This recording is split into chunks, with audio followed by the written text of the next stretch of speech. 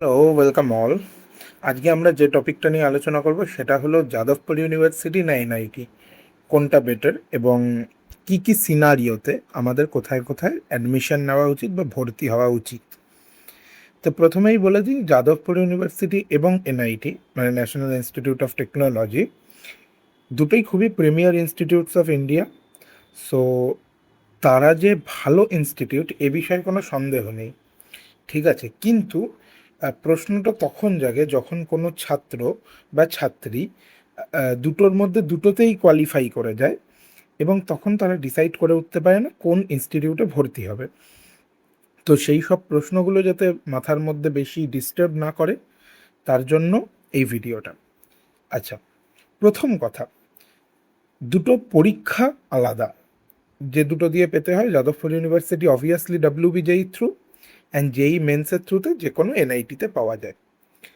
যদি কলেজ হিসাবে দেখা যায় দুটোই ভালো, কিন্তু ধরা যাক আমি একটা সিনারিও ধরে নিচ্ছি, যাদবপুর ইউনিভার্সিটির কেউ টপ 5 ব্রাঞ্চ পাচ্ছে, অথচ এনআইটির একটু লোয়ার এনআইটির সিএসসি পাচ্ছে, বা একটু হায়ার এনআইটির একটু লোয়ার ব্রাঞ্চ পাচ্ছে, তাহলে কোনটা নেবে? যদি কারুর মনে হয় যে আমি একদম বাড়ি থেকে পড়াশোনা করব এবং সে কলকাতায় থাকে, তাহলে Jadavpur is the only choice you have. কারণ এনআইটি এত কাছে তো কিছু নেই, দুর্গাপুর আছে আর না হলে শিবপুর আছে। এবার আমি এনআইটি বললাম, তার মানে আমি অনেক কটা এনআইটি বলেছি। তো সেই হিসাবে দেখতে গেলে দুর্গাপুর বা শিবপুরের চেয়ে পার্সোনালি আমার মনে হয় যাদবপুর এ ভর্তি হয় ভালো, পার্সোনালি। আচ্ছা, এছাড়া যদি আমি কোনো অন্য এনআইটিতে ভালো কোনো ব্রাঞ্চ পেয়ে থাকি, তাহলে সেক্ষেত্রে যাদবপুরকে কিন্তু অ্যাভয়েড করা যায়, গিভেন যাদবপুরে আমার খুব ভালো ব্রাঞ্চ হচ্ছে না। ধরা যাক অন্য এনআইটি বলতে আমি টপ দিকের এনআইটি বলছি, সেখানে যদি আমি মোটামুটি ধরা যাক ইসি বা ইলেকট্রিক্যাল পাচ্ছি, সেক্ষেত্রে আমি যাদবপুরকে অ্যাভয়েড করে যেতে পারবো। আলটিমেটলি এই যে ডিবেটটা হয় যে এনআইটি ভালো না যাদবপুর ভালো, এর কোনো এন্ড নেই। কারণ আমি বর্তমানে যাদবপুর ইউনিভার্সিটির 4th ইয়ারের স্টুডেন্ট।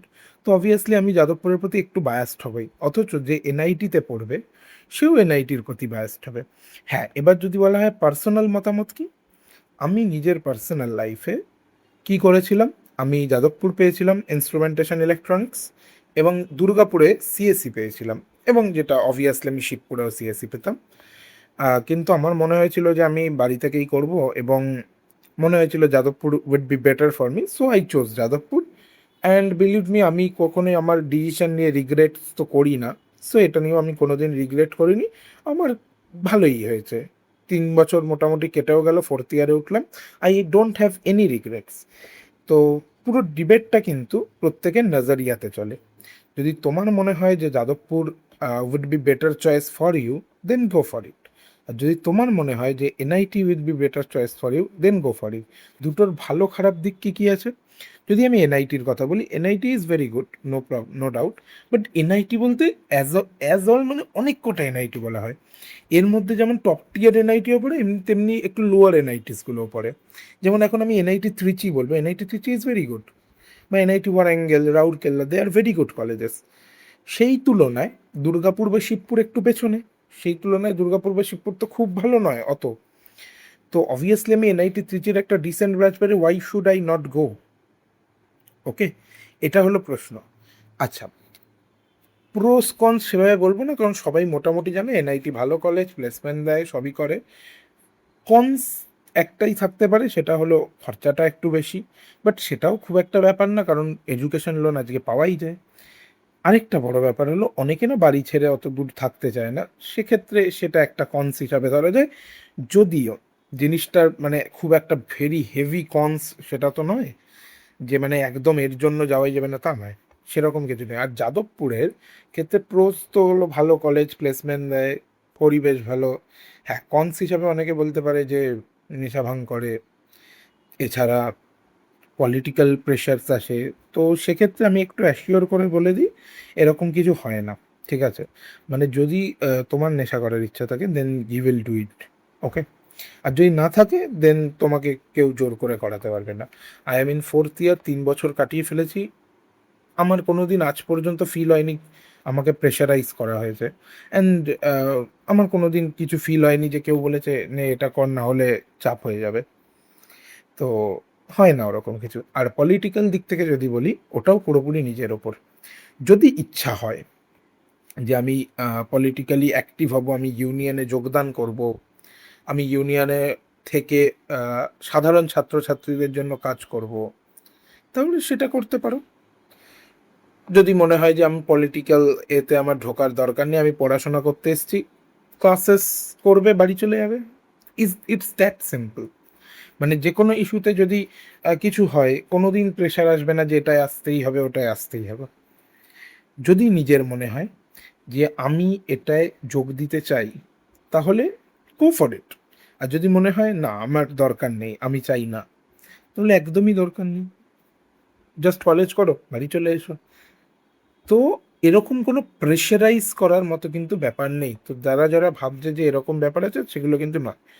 আর র্যাগিংয়ের সিনও কিন্তু আস্তে আস্তে যাদবপুরে এখন, মানে আমার নলেজে অনেকটাই কম, খুবই কম হয়তো। এবার যদি কেউ দু একটা ঘটনা মানে বলে, সেটা তো সবটা তো বলা সম্ভব নয়। বাট আমার নজরে that is very safe. Jadavpur is very safe from that side. Obviously এনআইটিও সেফ, এনআইটি নিয়েও কিছু বলার নেই। তো আমি কেন এগুলো বললাম, কারণ যাদবপুরকে অনেকে অপ্ট আউট করে দেয় এই কারণে।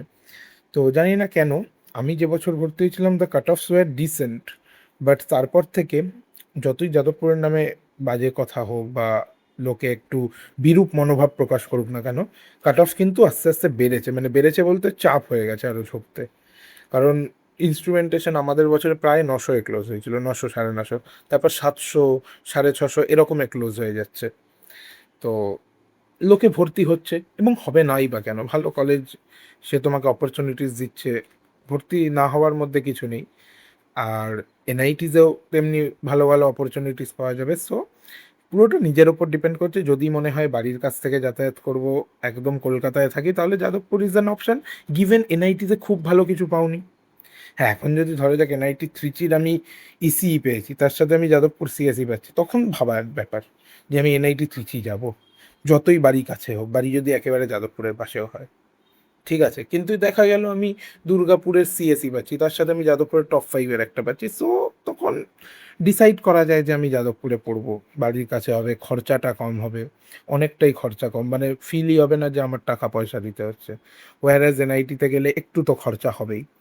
তো এই কয়েকটা জিনিস যেগুলো মানে দুটো কলেজকে একটু ডিফারেন্ট করে দেয়। খুব ডিফারেন্স নেই। যারা যারা যাদবপুর পাচ্ছে অ্যান্ড এনআইটি পাচ্ছে, দে আর বোথ ব্রিলিয়েন্ট স্টুডেন্টস, মানে খুবই ভালো স্টুডেন্ট তারা। তো তারা যে কোনো কলেজেই থাক, they will stand in their life. তাই অত ভাবার দরকার নেই যারা এখন ভর্তি হতে চাইছে। যদি মনে হয় আমি যে পয়েন্টসগুলো বললাম, ডিস্টেন্স একটা ইস্যু, বা হয়তো আমি টপ এনআইটিস পাচ্ছি না, দেন গো ফর যাদবপুর। আর যদি মনে হয় যাদবপুরে আমি ভালো ব্রাঞ্চ পাচ্ছি না, অথচ আমি এনআইটি দুর্গাপুর বা শিবপুরে ডিসেন্ট ব্রাঞ্চ পাচ্ছি, শিবপুরে দুর্গাপুর চলে যাও। বা হয়তো আমি যাদবপুরে ভালো ব্রাঞ্চ পাচ্ছি, স্টিল আমি এনআইটিতে আরও ভালো ব্রাঞ্চ পাচ্ছি, go for NIT, go for IITs also.